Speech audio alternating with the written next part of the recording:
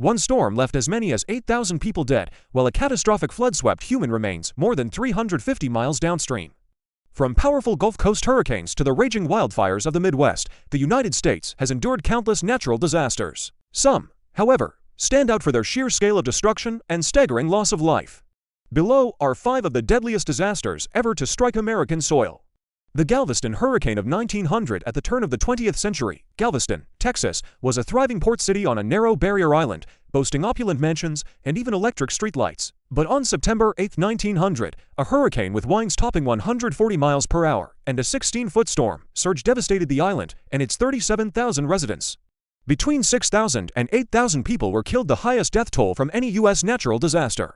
Survivors recounted trolley tracks hurled through buildings, a grand piano riding a wave down Broadway, and winds that shrieked like 1,000 devils. The storm's greatest tragedy struck St. Mary's Orphans Asylum, where nuns tied children to themselves with clothesline in a desperate attempt to save them. Only 3 of the 93 orphans survived. The 1906 San Francisco earthquake and fire. At 5:12 a.m. on April 18, 1906, a 7.9 magnitude earthquake tore a 296-mile rupture along the San Andreas Fault, shaking San Francisco for nearly a minute. The destruction was only beginning. Broken gas lines sparked hundreds of fires, while ruptured water mains left firefighters helpless. For 3 days, flames consumed nearly 500 city blocks. More than 3,000 lives were lost, 28,000 buildings destroyed, and 200,000 people displaced. Families lived for months in makeshift shelters as the city slowly rose again from the ruins.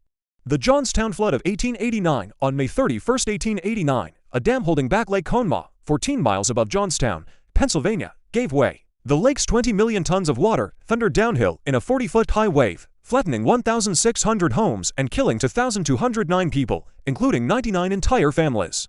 The South Fork Hunting and Fishing Club, whose wealthy members included Andrew Carnegie and Henry Clay Frick, had altered the dam for recreational purposes, leaving it dangerously unstable. When it collapsed, locomotives weighing 170,000 pounds were swept nearly a mile off their tracks, and victims' bodies were later found as far away as Cincinnati, Ohio. The Peshtigo Fire of 1871, while the Great Chicago Fire is far more famous, a simultaneous blaze in Wisconsin proved far deadlier.